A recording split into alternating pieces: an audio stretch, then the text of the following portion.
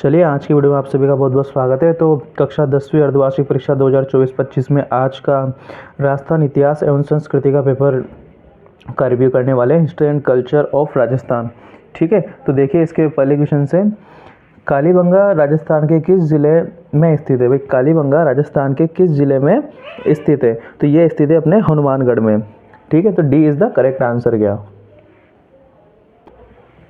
अगला क्वेश्चन है कि राजपूतों की अग्निकुंड से उत्पत्ति का सिद्धांत किसने दिया था? तो ये सिद्धांत दिया था आपके चंद्र बरदाई ने दिया था। तो A is the correct answer. Prithviraj तृतीय किस वर्ष महोबा के चंदेल शासन को परास्त किया था? तो इन्होंने ये काम किया था 1122 एडी में किया था ये काम। ठीक है, ईस्वी में, सॉरी 1182 एडी में किया था। निम्नलिखित में से कौन पंचपीरों में शामिल है? गोगा जी है, रामदेव जी हैं, तेजाजी नहीं है, पापू जी है। तो इसका आंसर आ जाएगा Tejaji is the correct answer गया। सीकर जिले का कौन सा स्थान गोटा उद्योग के लिए प्रसिद्ध है? तो यह प्रसिद्ध है आपके खंडेला के लिए। ठीक है, अगला छठा वाला क्वेश्चन है, थेवा कला किस जिले से संबंधित है? तो थेवा कला आपके प्रतापगढ़ से संबंधित है। जिस काव्य ग्रंथ में किसी राजा की कीर्ति, विजय, युद्ध, वीरता आदि का वर्णन होता है उसे क्या कहा जाता है? उसे कहा जाता है रासुम। ठीक है, पहले इंसान फिर हिंदू या मुसलमान, ये संदेश किसने दिया? तो ये संदेश दिया था आपके आचार्य तुलसी जी ने दिया था।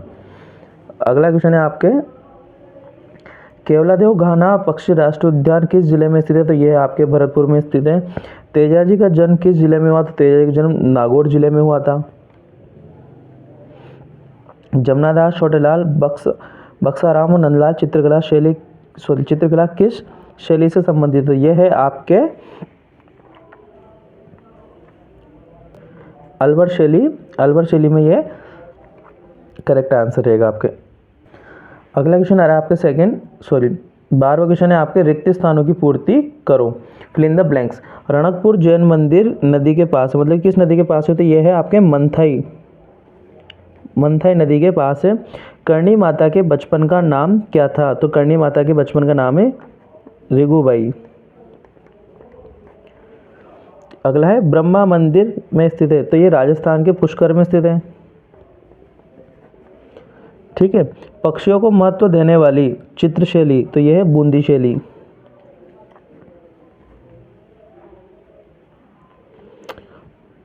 सोजत के लिए प्रसिद्ध है, सोजत किसके लिए प्रसिद्ध है? सोजत है मेहंदी के लिए,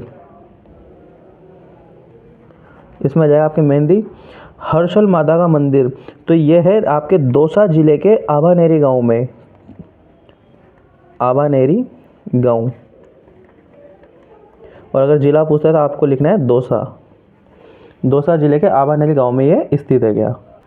एकात्मक प्रश्न स्टार्ट होते हैं, तो इसके पहले मैं आपको एक जानकारी देना चाहता हूँ कि भाई कल आपके मैथ्स का पेपर होने वाला है 2 बजे। ठीक है, सेकंड शिफ्ट में। तो उसके पहले आप जो हमारी वीडियो है उनको देख के जाएँ, हमने इंपॉर्टेंट क्वेश्चन लगा रखे हैं जो अर्धवार्षिक क्वेश्चन में आने की 100% संभावना है। तो आप तीनों वीडियो को देखें अच्छे से, उसमें से आपको बहुत सारे क्वेश्चन वहीं पर मिल जाएंगे, और जो क्वेश्चन मिलेंगे वो उसी पैटर्न के आधारित पे आपको वहाँ पर वैसे ही क्वेश्चन देखने को मिलेंगे क्या। ठीक है, तो आप हमारे उन तीनों वीडियो को भी एक बार चैनल पे जाके देखें। तो अब आपके क्वेश्चन है, धरती दोहरारी गीत के रचयिता कौन है? तो धरती दोहरारी गीत के रचयिता आपके कन्हैयालाल सेठिया। इसका आंसर क्या हो जाएगा आपका? Kanhaiyalal Sethia is the right answer. अगला क्वेश्चन है, जैसलमेर के 4 महत्वपूर्ण पर्यटक स्थलों के नाम बताइए। तो इसके आंसर में आप लिख सकते हो, एक तो जैसलमेर का किला आ जाएगा, ठीक है, एक पटो की हवेली आ जाएगी, एक नथमल जी की हवेली आ जाएगी, मंदिर पैलेस है, जैसलमेर के जैन मंदिर हैं। ये इसके कुछ महत्वपूर्ण हैं जो आप इसमें लिख सकते हैं क्या। कन्हैयालाल सेठिया के 2 प्रमुख काव्य संग्रह का लिखिए। तो इनकी बहुत सारी कृतियां हैं, मिलती हैं अपन को, तो आप इसमें लिखते हैं रमणीय या सोरठा या मिंजर या कुंकुरु या लीलटास, इनमें से कुछ भी आप इसमें लिख सकते थे क्या। अगला क्वेश्चन है आपका, सर्वप्रथम राजस्थान की भाषा के लिए राजस्थानी शब्द का प्रयोग किसने किया था? तो इसके आंसर में आपको लिखना था जॉर्ज अब्राहम ग्रियर्सन। ठीक है, उन्होंने क्या किया था? राजस्थानी शब्द का प्रयोग सबसे पहले किया था क्या। अगला क्वेश्चन है 17 वाला, स्वांग से आप क्या समझते हैं? तो स्वांग क्या होता है? स्वांग एक लोक नाटकीय रूप है जिसमें किसी प्रसिद्ध चरित्र, देवी देवताओं, इतिहास सॉरी देवी देवताओं या ऐतिहासिक व्यक्ति की नकल की जाती है, उसे अपन क्या बोलते हैं, स्वांग। आपने सुना होगा कई स्वांग रचा रहे हैं क्या, तो उसका मतलब यही होता है क्या।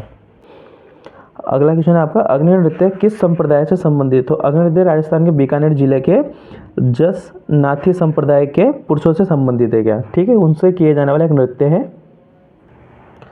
होली के अवसर पर पुरुषों द्वारा गाए जाने वाले लोकगीतों के नाम, तो आप इसमें लिख सकते हैं फाग और रसिया, ठीक है। फाग और रसिया क्या होते हैं, होली के अवसर पर पुरुषों द्वारा गाए जाते हैं क्या गीत। अगला है, चित्तौड़गढ़ का दुर्ग किस पठार पर स्थित है। तो इसके आंसर में आपको लिखना है कि अरावली की पहाड़ी पर बना हुआ है, ठीक है, इसका आंसर हो जाएगा। अगला है, पैच वर्क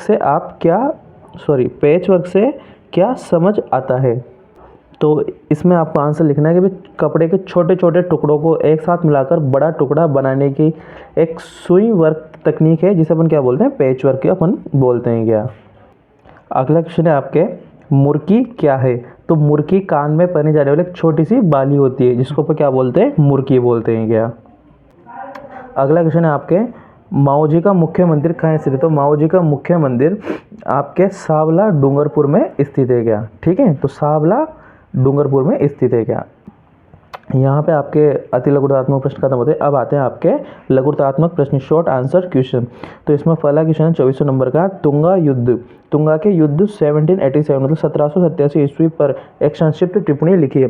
तो इसमें आपको लिखना था कि इस युद्ध में मराठा सेना ने मैसूर की सेना को पराजित किया था। 1787 ईस्वी में तुंगा का युद्ध मराठा साम्राज्य और मैसूर साम्राज्य के बीच हुआ था। यह युद्ध मराठा साम्राज्य के विस्तार और मैसूर साम्राज्य के प्रतिरोध के कारण हुआ था। इस युद्ध में मराठा सेना ने मैसूर सेना को पराजित किया था। ये थी आपकी संक्षिप्त टिप्पणी। अगला क्वेश्चन है आपका 25वां, तीज त्योहार बावरी ले डूबी गणगौर, इस पंक्ति की व्याख्या कीजिए। तो इस पंक्ति में यह कहना चाहते हैं कि मतलब तीज त्योहार बावरी ले डूबी गणगौर, इसका मतलब है कि सावन की तीज अपने त्योहार के साथ त्योहारों की एक पूरी श्रृंखला लेकर के आती है जो 6 महीने बाद आने वाले गणगौर त्योहार के साथ पूरी होती है क्या, ठीक है, तीज से स्टार्ट होती है और गणगौर तक वो खत्म हो जाती है। तो इस लाइन का अर्थ यह है क्या। अगला, राजस्थानी चित्रकला की प्रमुख विशेषता बताइए। तो राजस्थान चित्रकला की प्रमुख विशेषताएं निम्न है, आप इसमें लिख सकते हैं। राजस्थानी चित्रकला की भावना, भक्ति, श्रृंगार और राधा कृष्ण की माधुर्य भावना का सजीव चित्रण होता है। राजस्थानी चित्रकला में अजंता शैली का समन्वय होता है। मध्यकाल में मुगल शैली के सम्मिश्रण से राजस्थानी चित्रकला का एक नया रूप मिला।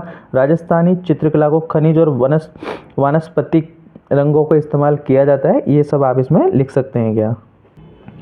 अगला क्वेश्चन 27 वाला, राजस्थान के लोकगीत को कितनी कोटियों में विभक्त किया गया है। तो राजस्थान के लोकगीतों को निम्न 3 श्रेणियों 3 कोटियों में बांटा गया है। पहला है आपके सामान्य जनता द्वारा कई मौकों पर गाए जाने वाले लोकगीत, फिर सामंत शाह प्रभाव से विकसित हुए लोकगीत, और थर्ड आता है आपका क्षेत्रीय प्रभाव से जुड़े लोकगीत। अगला क्वेश्चन है आपके, भवाई नृत्य के दौरान प्रदर्शित विभिन्न शारीरिक क्रियाओं का वर्णन कीजिए। तो भवाई नृत्य के दौरान की जाने वाली शारीरिक क्रियाएं निम्न रहेंगे आपके। घूंघट ओढ़े महिलाएं नर्तकियां अपने सिर पर 22 पीतल या धातु के घड़े रखती है। नर्तकियां 9 घड़ों में आग जलाती हैं। नर्तकियां अपने पैरों और तलवों के कांच के ऊपर या तलवार के ऊपर धार रखकर झूमती हैं। जमीन से मुंह से रुमाल को उठाती हैं, गिलासों पर नाचती हैं, थाली के किनारों पर नाचती हैं, एटसेट्रा आप इसमें लिख सकते हो क्या। अगला क्वेश्चन है, मुगल काल में राजस्थान की सामंत प्रथा में क्या परिवर्तन दृष्टिगोचर हुए थे। तो आप इसमें लिख सकते हैं, राजा के उत्तराधिकारी के निर्णय में सामंतों की भूमिका कम हो गई। राजाओं ने मुगल सम्राट का अनुकरण करते हुए सामंतों को नियंत्रित करने की कोशिश की। सामंतों पर विभिन्न तरह के प्रतिबंध लगा दिए गए। राजस्थानी शासक अपने सामंतों की शक्ति की तुलना में मुगल सम्राट पर ज़्यादा निर्भर होने लगे। इसके अलावा आप इसमें सामंत का उत्थान और राजा का पतन राजा के साथ ही होता था। सामंत किसी अन्य राज्य से युद्ध और संधि निर्णय नहीं कर सकता था। इसमें ये कुछ पॉइंट्स थे जो आपने अगर लिखे हैं तो आपके फुल मार्क्स इसमें आ जाएंगे क्या। अगला क्वेश्चन 30 वाला, मंडावा भारतीय फिल्मी जगत को क्यों लुभा रही है और ये कहाँ स्थित है। तो भाई मंडावा केवल फिल्म स्टार से नहीं यहाँ पे बल्कि देश विदेश से हजारों पर्यटक क्या होते हैं, घूमने आते रहते हैं। इसके पर्यटक इसके आसपास के इलाकों चुरू, झुंझुनू, सीकर, नागौर, बीकानेर, हनुमानगढ़, गंगानगर सहित अनेक जगह घूमते हैं, लेकिन ठहरना मंडावा में ही पसंद करते हैं, क्योंकि क्या ये इस कस्बे की खासियत है कि यहाँ पे हेरिटेज होटल है जो कि क्या सदियों पुराने हैं क्या। तो ये इसका आंसर रहेगा। पंडित झाबरमल के द्वारा पत्रकारिता क्षेत्र में किए गए कार्यों का उल्लेख कीजिए। भाई झाबरमल शर्मा ने भारत के राजस्थान राज्य के सुप्रसिद्ध एक पत्रकार रहे हैं और इतिहासकार भी थे। उन्होंने मारवाड़ मेवाड़ पुरस्कार से सम्मानित किया गया था। इन्होंने भारत में हिंदी इतिहास पर कई किताबें लिखी हैं, जिसके कारण इन्हें कई पुरस्कार भी यहाँ पे मिले हैं। उनकी रचनाओं में गुलेरी ग्रंथावली, तीन खंड और शिकर का इतिहास भी शामिल है। इनकी स्मृति में माखनलाल चतुर्वेदी राष्ट्रीय पत्रकारिता संचार विश्वविद्यालय भोपाल द्वारा एक स्मृति व्याख्यान आयोजित किया गया। जयपुर के झाबरमल शर्मा संग्रहालय पत्रकारिता अनुसंधान केंद्र पंडित झाबरमल शर्मा पत्रकारिता पुरस्कार भी इनको क्या मिले, दिए गए हैं।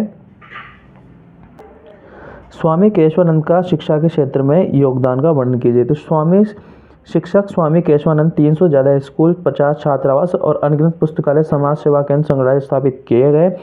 सन 1911 में मतलब 1911 में सन्यासी के रूप में उदासीन दशनामी संप्रदाय में शामिल होने के कुछ सालों के भीतर ही स्वामी केशवानंद वेदांत पुष्प वाटिका पुस्तकालय की शुरुआत की।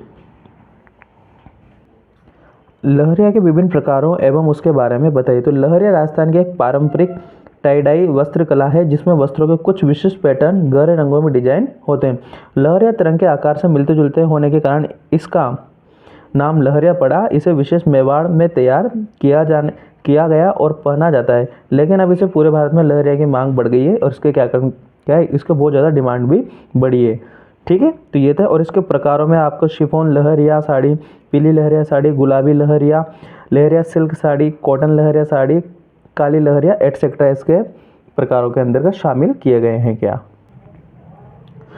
राजस्थान के पंचपीरों का वर्णन कीजिए। तो इसमें आपको पाबूजी, हड़बूजी, रामदेव जी, गोगा जी और मेहा जी के बारे में इनका वर्णन करना था इस वाले क्वेश्चन में। अगला क्वेश्चन है आपके राजस्थान के वस्त्र उद्योग की कुछ प्रमुख विशेषता बताइए। क्या तो इस क्वेश्चन के आंसर में आपको लिखना था सूती वस्त्र उद्योग राजस्थान का सबसे प्राचीनतम और परंपरागत संगठित उद्योग है। इस उद्योग में रेलवे के बाद सबसे अधिक रोजगार उपलब्ध कराया। वर्तमान में सूती वस्त्र का उत्पादन मुख्यतः पाली, ब्यावर, भीलवाड़ा, कोटा, चित्तौड़गढ़, जयपुर, श्रीगंगानगर, बांसवाड़ा इत्यादि में किया जाता है। क्या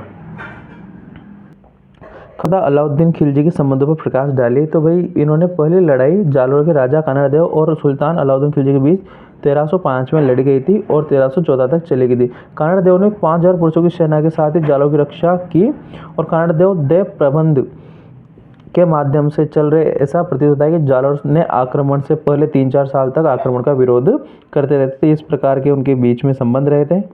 अगला क्वेश्चन है घूमर नृत्य पर संक्षिप्त टिप्पणी लिखिए। भाई घूमर नृत्य क्या है, एक राजस्थान का पारंपरिक एक नृत्य है जिसमें महिलाएं क्या है, समूह के रूप में एक घूमर नृत्य करती हैं। क्या उसके बारे में आपको इसमें लिखना था।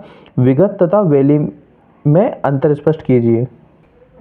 तो इस क्वेश्चन का आंसर में आपको लिखना है विगत का मतलब होता है पिछला समय जो बीता हुआ है। इसका इस्तेमाल किसी घटना या समय के बारे में बात करने के लिए किया जाता है। जो हाल ही में बीता हो उसे विगत किसी स्थान के सामाजिक, आर्थिक, राजनीतिक, भौगोलिक इतिहास के बारे में प्रदर्शित करता है। और वेली ग्रंथ वेलियो पद में लिखे गए हैं, इन्हें धार्मिक और ऐतिहासिक विषय में होते हैं। क्या तो ये अंतर थे। राजस्थान के 5 धार्मिक स्थलों पर एक लेख लिखिए। तो इसमें से आप कोई सा भी टॉपिक लेके कर सकते हो। क्या इसमें जरूरी नहीं है कि हम जो बताएं वो कर सकते हैं। इसी प्रकार से आपके ये पेपर एक बहुत ही बढ़िया आपकी जीके को बेस को बहुत मजबूत करता है, जो कि आपके इन फ्यूचर भी अच्छे से काम में आने वाला। तो ये था राजस्थान का इतिहास एवं संस्कृति, history and culture of Rajasthan, 10वीं कक्षा अर्धवार्षिक परीक्षा। अब कल आपके मैथ्स का पेपर है, तो उसके लिए हमने पहले ही इंपॉर्टेंट क्वेश्चनों की एक सीरीज आपके लिए डाल दी है, तो आप उसको जाके देखें।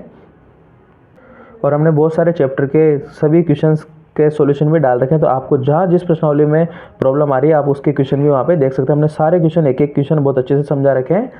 तो आप चैनल पे बने रहिए और अपनी नॉलेज को इंक्रीज करिए। तब तक के लिए धन्यवाद।